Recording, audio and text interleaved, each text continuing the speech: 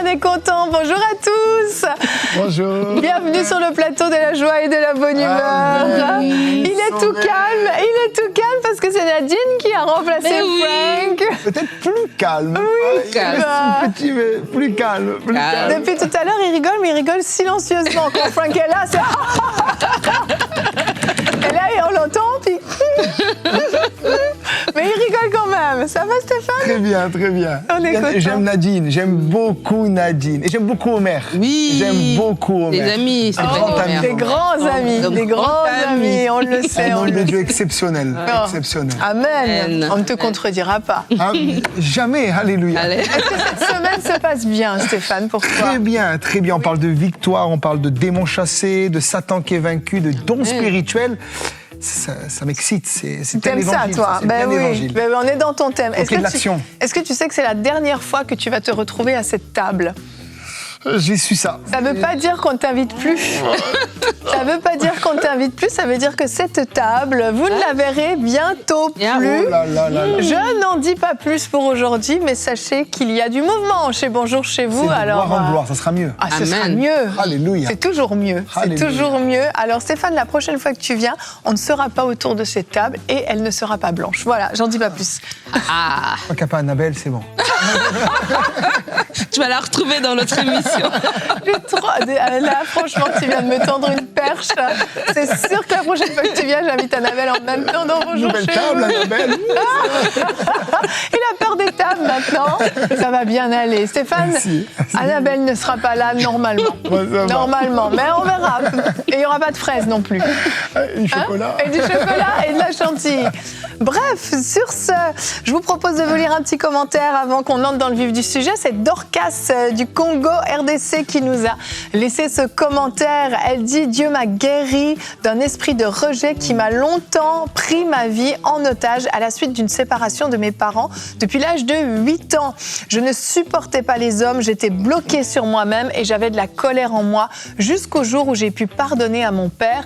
Je pensais que c'était fini, mais c'était pas fini. » Elle dit « Je n'arrivais pas à rester longtemps dans une relation parce que j'avais peur qu'on me blesse. Mais après les enseignements de Teach et l'intervention de Michael Lebeau, donc c'était lors du live, lorsqu'il a parlé de l'esprit de rejet qui détruisait sa vie et qui avait failli détruire sa relation avec Yveline, j'ai compris que ce problème persistait encore dans ma vie. Après la prière de Michael, Dieu m'a restaurée, il m'a donné la paix, gloire à Dieu. Hier, on parlait des démons hier, Stéphane, et l'esprit de rejet. C'est une des œuvres de ce que font les démons. Tout à fait. Et on voit l'importance de discerner. À ce moment-là, en fait, lorsque Michael a prêché, elle a discerné. Mais c'est ce dont je souffre. Alors, c'était pas un discernement spirituel dans le sens qu'elle l'a vu de ses yeux, mais ses yeux sont ouverts, elle a compris. Exactement. Et elle a pu prendre autorité sur ça et elle a été libérée. Gloire à Dieu. Et aujourd'hui, on parle du discernement spirituel. Stéphane, tout à l'heure, tu vas nous dire comment fonctionne le don de discernement des esprits.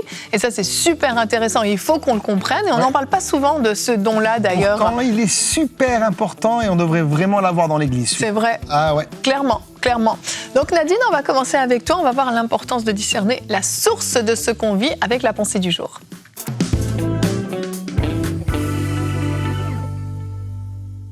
J'ai bien aimé qu'Yveline ait partagé ce témoignage parce que je trouve qu'il est parlant lorsqu'on parle de discerner la source de quelque chose. Parce qu'on peut vivre certains événements, certaines situations qui sont même des fois cycliques dans nos vies et on les explique de façon naturelle. On se dit, bon, peut-être, voilà, c'est la température, voilà, c'est la météo, voilà, c'est mon caractère, je suis comme ça, voilà. Mais en fait, quelque part, il y a des choses qui sont des fois naturelles, oui, mais certaines choses sont spirituelles. Et Paul, à un moment donné, il va dire, nous n'ignorons pas les desseins de Satan. Il sait que Satan a des stratégies, il a des façons de faire que lorsqu'on sait le discerner, on sait le mettre l'exposer, voilà, on peut avoir la victoire sur les situations qu'on traverse. Et je me rappelle une fois, j'avais entendu un homme de Dieu qui disait, moi je ne dérange pas le diable, comme ça il ne me dérange pas. Et en fait, c'est faux.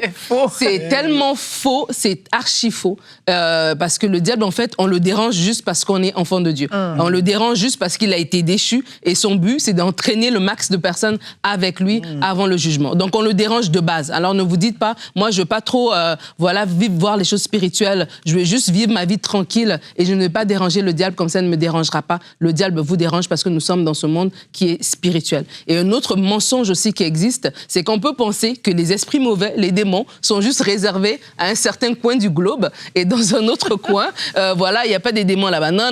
Les démons, ils sont partout. Ils sont partout. Ils ont un visa international. Ils exercent partout. C'est juste qu'il y a certains endroits, parce qu'il y a beaucoup de choses spirituelles, les gens ouvrent les yeux spirituels plus rapidement et voient des choses. Et alors qu'il y a d'autres endroits où on intellectualise tout et on va rationaliser des choses qui ne sont pas naturelles. Alors l'idée, ce n'est pas d'être très, très rationnel, non plus d'être de tout spiritualiser, mais l'idée, c'est d'être équilibré et d'avoir tout simplement les yeux de l'esprit. Et je vous invite à méditer sur ce verset que Paul va dire dans Éphésiens 6, les versets 10 à 12. Il dit au reste, « Fortifiez-vous dans le Seigneur et par sa force toute puissante, revêtez-vous de toutes les armes de Dieu afin de pouvoir tenir ferme contre les ruses du diable. Car nous n'avons pas à lutter contre la chair et le sang, mais contre les dominations, contre les autorités, contre les princes de ce monde des ténèbres, contre les esprits méchants dans les lieux célestes. » Et c'est vraiment le résumé de ce que je viens de dire. Fortifiez-vous dans le Seigneur, revêtez-vous de l'armure pour traverser la vie et réaliser que oui, il y a des forces spirituelles, il y a des démons, il y a des forces occultes qui sont là pour... et c'est pas contre la chair et le sang, c'est pas contre ton voisin, c'est pas contre ton patron. Il y a des choses qui sont spirituelles, il y a des dominations, des esprits méchants. Et lorsque tes yeux s'ouvrent, tu peux savoir que cette situation-là, dans mon travail, ce combat, il est naturel parce que c'est deux personnalités qui ne se comprennent pas et on va juste s'asseoir et se comprendre. Ou bien, ce cycle de chômage chronique, il n'est plus naturel, il y a un problème derrière. Donc, voilà un petit peu ma pensée. Merci Nadine. C'est hyper important de discerner parce que sinon, en fait, si on ne sait pas quelle est la source, on ne saura pas comment s'en occuper et comment régler, comment solutionner. Je me souviens, quand mon fils a eu des problèmes de peau, il avait des boutons partout, c'était compliqué, ça a duré des mois sans qu'on sache ce qu'il avait. Quand on a su ce qu'il avait, je me suis dit que c'était quelque chose de naturel, c'était quelque chose qui était contagieux, que quelqu'un lui avait refilé, donc c'est naturel, donc on va chez le médecin, on prend les médicaments et on essaie de le soigner. Sauf que les médicaments ne fonctionnent absolument pas. On fait le traitement 1 fois, 2 fois, 3 fois, il se passe toujours rien. Et là, alors que j'ai envie de capituler, tout à coup, mes yeux s'ouvrent. Et je comprends qu'en fait, c'est pas quelque chose de naturel. C'est spirituel. Et là, en 1 minute 30, 2 minutes, je prends autorité, je chasse ça et mon fils est guéri. Amen. Aussi simplement que ça. Et en fait, parce que j'ai discerné, j'ai su contre quoi je luttais, en fait. Et c'est le cas dans plein de domaines. On l'a vu dans l'histoire de Dorcas qui nous a envoyé son commentaire tout à l'heure. On l'a vu dans plein de domaines. C'est que si on ne sait pas quelle est la source, bien on est en train comme de se battre dans le vide. C'est comme si on avait une épée là, puis on donne des coups dans le vent. On ne sait pas du tout qui est notre ennemi, contre qui lutter.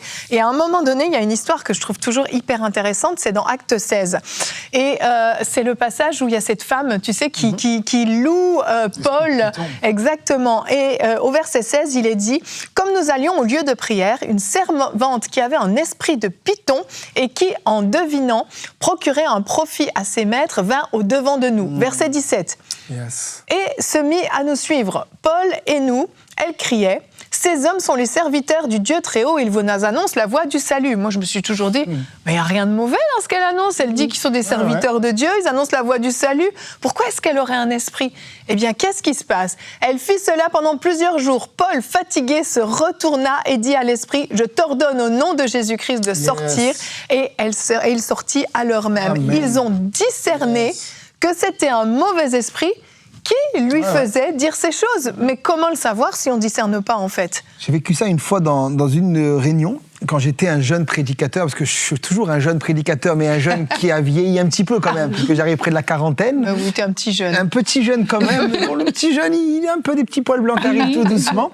Mais quand j'avais donc 22 ans, je suis entré dans le ministère, dans une de mes premières réunions, je m'en rappelle, il y avait une dame dans mon église qui prophétisait. Aujourd'hui, les gens prophétisent en venant au micro, et on sait à qui on laisse le micro, mais à l'époque, c'était plus, à l'époque de mon père, les gens pouvaient prendre la parole, prophétiser. Et au moment où elle prophétise, elle dit quelque chose comme cette femme qui est vraie, bibliquement vraie, théologiquement vrai, mais dans mon esprit, comme Paul, j'étais irrité. Voilà. Et je me suis levé, mais je ne sais même pas pourquoi je me suis levé, en fait. J'étais poussé par l'esprit, et je suis allé vers elle, et j'ai fait « tais-toi au nom de Jésus !» Et elle est tombée, elle a commencé à manifester. Wow. Et les gens, le problème, ce qui m'a fait de la peine, c'est que les gens disaient « Amen !» Ben oui. Vous voyez, les démons Parce peuvent être au milieu de que nous, c'était les pas gens disent discerné. Amen. Vous voyez, je dis, mais il y a un problème. Et c'est là qu'il faut vraiment ce don, écouter son esprit, et puis voir comment Dieu nous conduit pour pouvoir des fois comprendre que la source, elle n'est pas divine, mais elle est démoniaque. Comme pour la maladie, et des fois on prie pour les gens, ça dure depuis un certain moment, on prie, on impose les mains, on met l'onction d'huile, on déclare la parole, et puis ces choses ne viennent pas. Et des fois, il y a un esprit, on l'a vu hier, d'infirmité qui peut se cacher. Et quand l'esprit d'infirmité sort, eh ben on peut après prier pour les gens et ils reçoivent leur guérison. Il faut discerner. Complètement. Ben, le diable se déguise en ange de lumière, hein. La parole nous le dit. Et ce que j'aime dans ce texte ici, tu l'as même répété, Stéphane, quand tu as parlé. Stéphane, nous connaissons un petit peu, Nadine. enchantée. Ton mère n'aurait pas. Stéphane, c'est que tu étais irrité. Et c'était ça. Paul a été irrité. Oui. D'autres personnes entendent des belles paroles et ils sont flattés. C'est comme du miel à leur bouche. Mais Paul a été irrité. Il y a des choses comme ça. Tu parlais au niveau de lui, quand tu as eu cette situation avec la gale. Il y a des choses qui arrivent et dans ton esprit, t'es pas bien, quoi. T'es énervé, t'es irrité. Et c'est ça qui va faire que, tiens, non, c'est pas les belles paroles, c'est de la flatterie. Derrière, il y a quelque chose. Et je veux nous inviter, c'est pour ça que la parole nous dit de marcher par l'esprit. Est-ce qu'il y a des gens qui t'irritent des fois? Pardon? Est-ce qu'il y a des gens qui t'irritent des fois dans l'esprit? Jamais, Nadine. Quand tu es pasteur, quand il y a des gens qui viennent te voir. On va faire une autre émission juste pour ça. te Toi et moi. demandent un poste. Thérapie On va complète. faire une Ils ont un thérapie. beau background, ils viennent vers toi, ils veulent un poste dans l'église, et il y a tout qui correspond, ils sont bien habillés, mais dans ton esprit, Il y t'es a quelque irrité. chose qui te dit. Tu dis non. Yeah. L'esprit te dit non, fais pas alliance avec eux, Ouais. ça arrive. Hein, Oui, souvent dans le c'est service vrai. de Dieu Ouais. aussi. C'est vrai. Vraiment. C'est le don qu'opère aussi. Complètement, complètement. En fait, si on discerne pas, on est comme des aveugles, en fait. Ouais. C'est parce que spirituellement, il y a des réalités qui sont plus réelles même que ce qu'on voit, cette tasse, cette table qui va bientôt disparaître. Ah, mais voilà, brûler. Mais les réalités spirituelles sont encore plus réelles. Ouais. Et c'est pas parce qu'on ne voit pas avec nos yeux naturels que ça n'existe pas. Tu sais, à les fait. gens, des fois, ils restent juste. Moi, je ne crois que ce que je vois. Ce qu'elle a dit Nadine, c'est très intéressant. Merci, Quand elle a Stéphane. dit... J'ai beaucoup aimé quelque chose que tu as dit, qui est tellement vrai, et que je dis souvent à mon église, c'est que certains pensent que les démons sont juste en Afrique ou en Asie. Ah. Voyez, et dans les pays, elle a très bien expliqué, en Europe, ils sont tellement rationnels, les gens, que souvent, on met tout sur, je suis pas contre, attention, hein, la psychologie, en oubliant qu'il y a un monde invisible et un monde spirituel. Complètement. Donc des fois, et je pense qu'il faut, des fois l'un et l'autre peut être liés aussi. Hein. Oui. Mais faut pas oublier cette notion-là aussi. Tout à fait. Des fois, il y a quelque chose qui se passe, ah ben voilà, c'est parce qu'il y a telle raison, telle raison, telle raison. Ben des fois, non. Des fois, c'est spirituel. Comme je me rappelle, un jour, je prêchais justement sur les démons. Et puis ce jour-là, il n'y avait rien calé dans la salle. Des bruits, avec la sono, on avait du mal à la régler, une atmosphère. Alors tous les sonoristes sont là, ils veulent régler. Moi j'ai compris, on est en train de les dénoncer, ils veulent bloquer quelque chose. Et quand on lit les puissances, ça se débloque. Ça c'est le monde invisible. Il faut juste discerner que c'est pas juste un problème de sono ce jour-là. Exactement. Et à l'inverse, avant d'entrer dans la rubrique, faut aussi arrêter de chasser des démons, sur tout et sur tout Je le vais en parler monde. aussi. Tu vas en parler. Je te connais comme je sais Il que est tu es très- équilibré. Comme je sais que tu es très équilibré. J'avais prévu. Je respecte celle qui m'a invité. bien. J'ai mis un équilibre dans mon enseignement. Magnifique, Evelyne, Stéphane. ça fait longtemps que J'ai les même émissions- envie de faire ça, tu vois. Bon, bah du coup, hein, apparemment, juste, cette tu peux le semaine, dire, moi, je dis-le, non, tu je peux ne le parle dire. pas. Allez, c'est parti pour la rubrique.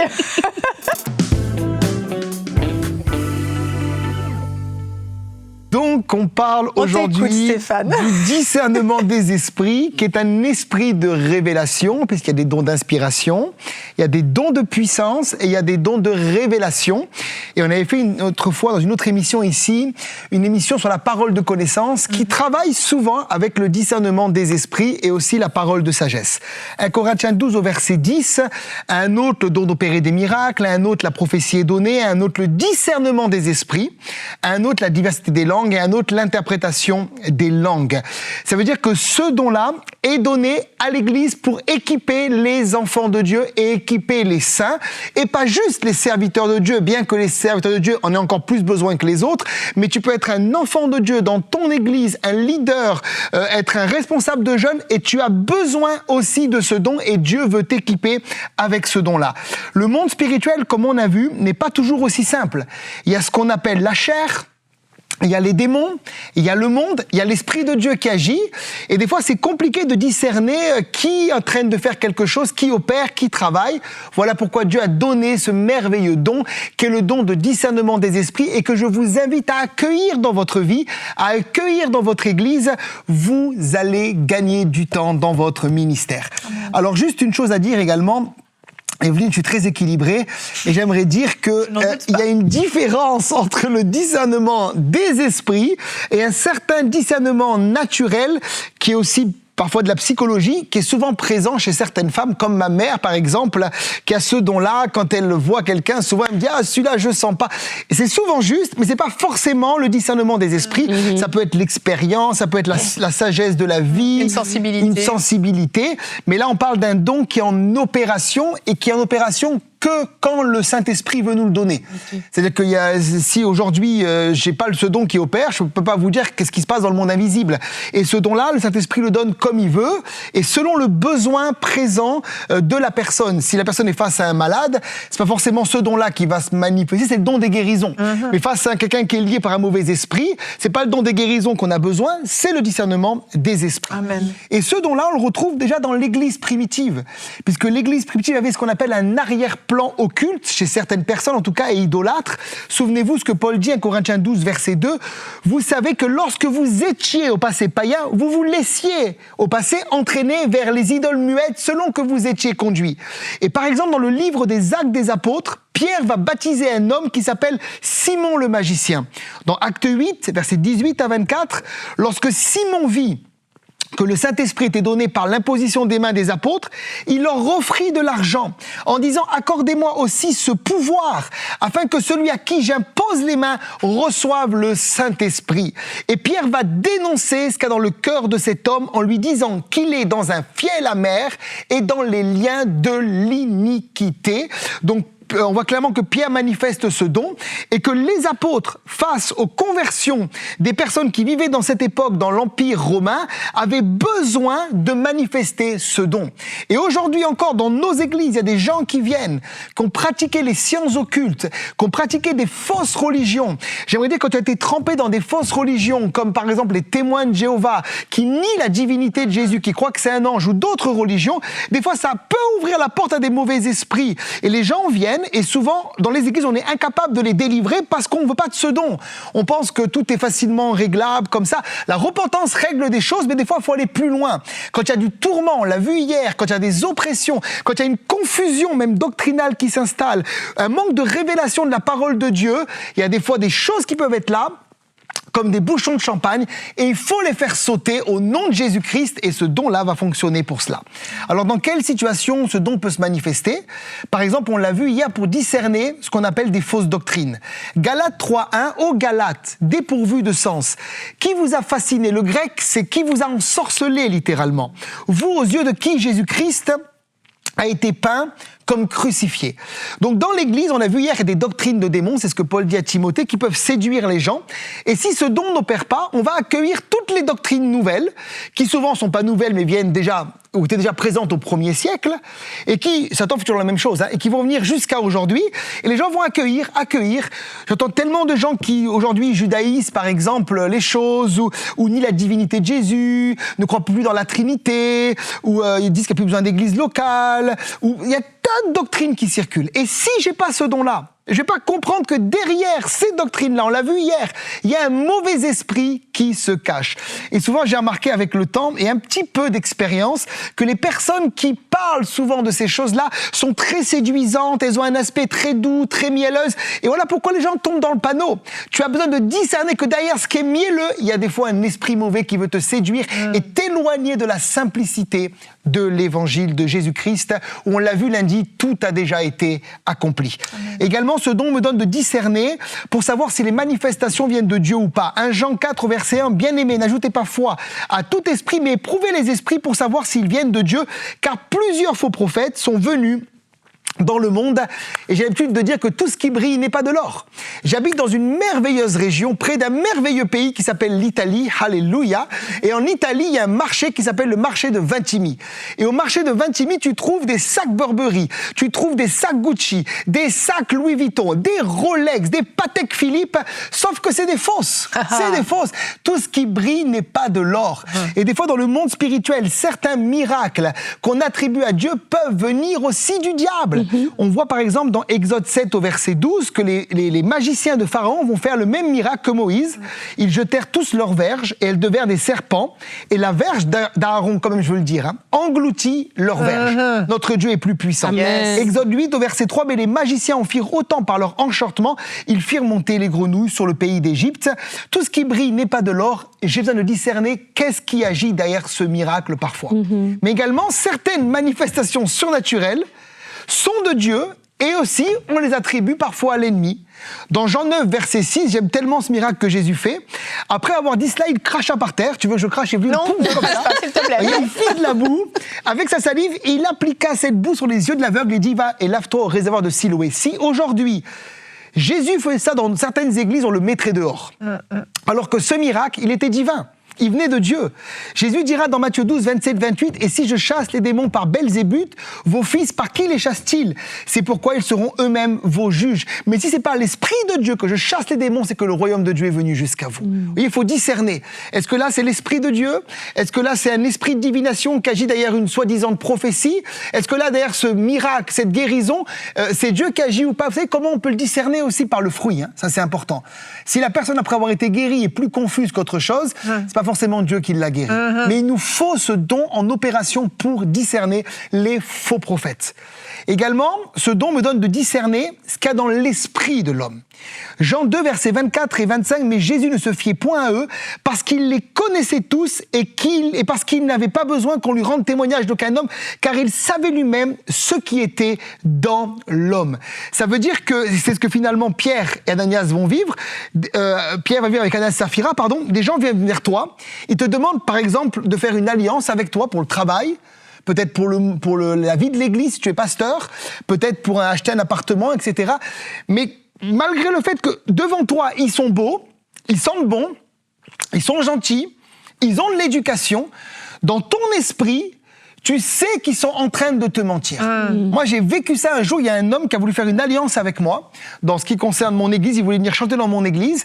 Et j'ai dit oui. Et puis la nuit, je dors et vers 3 heures du matin, je l'ai en vision.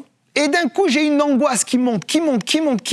Et j'entends l'esprit me dire, discerne ce qu'il y a derrière lui, tu lui as dit oui sans me demander avant. Moi, je le connais. Et au moment où j'ai dit, je ne l'invite plus. L'angoisse est partie, je lui ai écrit et l'angoisse a terminé sa course chez moi. Vous comprenez ce que je vous dis? Il faut discerner derrière ce qu'il y a parfois certaines personnes. C'est le miracle d'Ananias et Saphira. Pierre vient et il dit, mais a-t-on vendu le champ à ce prix-là? Pourquoi avez-vous menti au Saint-Esprit à Dieu? Il me dit qu'ils vont mourir, ils vont expirer. Pierre a discerné qu'il y avait un mensonge derrière ce qu'ils étaient en train de dire. Également, ce don est donné. On en a parlé pour discerner les esprits méchants. On a vu hier plusieurs catégories de démons. Esprit d'impureté, Marc 1, 23. Des esprits sourds et muets, Matthieu 9, verset 32. Des esprits infirmes, Luc 13 au verset 11. Esprit de divination, comme Yveline l'a dit, Acte 16, verset 16 à 18. Voyez, et des fois, quand les chrétiens chassent des démons, j'ai l'impression qu'ils jouent à la devinette. Voyez? Esprit impur, tu sors. Ça se manifeste pas, donc c'est pas ça. Esprit de mort, tu sors. Non! On doit fonctionner avec ce don-là, et pour qu'il fonctionne, il faut s'ouvrir à la vie de l'Esprit. Prendre le temps, des fois, de prier en langue, de chercher Dieu, et d'entendre ce que le Saint-Esprit dit. Un jour, dans une église, on m'a raconté ce témoignage, il y a un homme, on lui chasse un démon, il tombe par terre, et le gars rampe comme un serpent, et les gens essayent tous les esprits, il n'y a rien qui sort. Alors ils disent, esprit de zigzag, tu sors, voyez. Mais c'était pas un esprit de zigzag, il fallait discerner. Faut demander au Saint-Esprit, il est là pour nous équiper, voyez. On ne joue pas à la devinette dans la délivrance, on écoute le Saint-Esprit. Yes. Et ce don peut me montrer également le nombre de démons présents chez une personne. Luc 8 au verset 2, Les 12 étaient avec lui, et quelques femmes qui avaient été guéries d'esprits malins et de maladies. Marie, dite de Magdala, de laquelle étaient sortis 7 démons. Donc certains peuvent avoir 7 démons, d'autres c'est 8 démons. Dans Marc 5, c'est une légion de démons. Et des fois, le nom des démons vient, mais également le nombre des démons. Vous voyez, et des fois même, tu peux avoir le nom de l'homme fort. Celui qui tient, il y a les rejetons qui sont autour, mais il y a l'homme fort qui est là. Il faut que ce don-là puisse opérer. Alors également, ce don me donne de discerner la présence parfois des anges. Vous voyez, des fois, j'ai vu des moments de ma vie où il y avait comme une insécurité qui était là, un endroit dangereux, etc. Et dans l'esprit, je pouvais sentir des anges que Dieu avait déployés, vous voyez, pour me protéger. Je peux discerner cela également par le discernement des esprits ou discerner également la présence de Dieu dans une réunion. Par exemple, des fois, je prêche et je peux discerner, aujourd'hui, c'est la guérison divine que Dieu veut guérir. C'est une onction de guérison qui est là. Aujourd'hui, c'est une onction pour la repentance. C'est une onction, vous voyez, discerner comment Dieu va fonctionner dans une réunion, dans le monde invisible. C'est pas que je vais à la réunion en disant bah voilà, aujourd'hui j'ai envie de prier pour ça. Je fais non, qu'est-ce que Dieu veut faire en cette réunion? Qu'est-ce qu'il a envie de faire? Baptiser des gens de l'esprit, leur Seigneur, on va aller dans ce sens-là. Et là, on aura du fruit, vous comprenez? Donc discerner. Également, ce don-là donc, se manifeste de plusieurs manières, par des rêves, par des visions, vision également intérieure, par le témoignage intérieur, et j'ai déjà dit, il fonctionne avec la parole de connaissance. Ce don-là également me donne pas le droit, et Yveline, j'en viens, de pouvoir faire une chasse aux sorcières autour de moi, et dans certaines églises, malheureusement, c'est le cas. On discerne le mal partout. Certains, des fois, viennent me voir et me disent « Pasteur, tu vois, lui, je sens que c'est un loup. » Je dis « Mais qui t'a dit que c'est un loup ? Est-ce que c'est le Saint-Esprit, vraiment ? Parce que c'est grave de dire ça. C'est grave de dire qu'une personne est un loup, vous voyez, juste parce que tu peux ressentir dans ton âme, parce que le sentiment est le senti qui ment toujours, ou c'est vraiment le Saint-Esprit. Parce que c'est le Saint-Esprit qui t'a parlé, il faut que le fruit un jour montre que c'est le Saint-Esprit qui t'a parlé. Sinon, il faut te repentir, c'est grave d'accuser des gens. Donc, attention de ne pas tomber dans certains excès qu'on voit aujourd'hui. Je ressens, il m'a dit, lui, il a ça, vous voyez. Faut qu'il y ait du fruit. Vous voyez, quand il y a un don d'opération, faut qu'il y ait un fruit. Et ce don, je termine en disant qu'il est super important, en particulier dans les temps de réveil. Dans les temps de réveil, des fois, il y a une action de l'esprit et il y a des fois l'ennemi qui peut s'infiltrer également dans certains réveils, on l'a vu. Il ne faut pas jeter le bébé et l'eau du bébé. Et le don de discernement des esprits va me donner la grâce de rester focus sur le réveil de Dieu et d'enlever toutes les arêtes et de garder finalement le poisson. Donc je prie pour vous maintenant au nom de Jésus, là où vous êtes, levez vos mains. Saint-Esprit, tu donnes ce don à qui tu veux. Et si maintenant des gens nous regardent, des serviteurs de Dieu en particulier, des gens qui chassent les démons, qui opèrent dans le surnaturel, recevez maintenant dans le nom de Jésus. Recevez la vague de Dieu. Recevez la puissance de l'Esprit. Je relâche cette faveur, je relâche cette grâce dans le nom de Jésus, que votre ministère soit accompagné de signes surnaturels, de miracles et du don de discernement des esprits en opération. Recevez-le et dites maintenant Amen au nom de Jésus. Nous te louons, Seigneur. Amen. Merci Seigneur. Amen. Et merci Stéphane. Merci beaucoup pour cette rubrique super complète et équilibrée. Je suis un être tu as senti l'équilibre. Elle a discerné un être équilibré. Ma femme écoute cette émission. Elle a discerné, je suis un homme équilibré. Félicitations Stéphane. Merci beaucoup. Et on va se retrouver demain. Demain, on arrive au bout déjà. On arrive au bout, t'imagines ? On continue. Belle semaine. Demain, on termine avec comment vaincre le péché. Avec Nadine. Avec Nadine, exactement. On a vaincu le diable, les démons. On a compris l'importance de discerner, de voir dans les lieux spirituels pour comprendre contre qui on lutte. Eh bien, demain, on va lutter contre le péché. On le sait, on a une grande part à jouer. Alors, à demain et bonjour chez vous.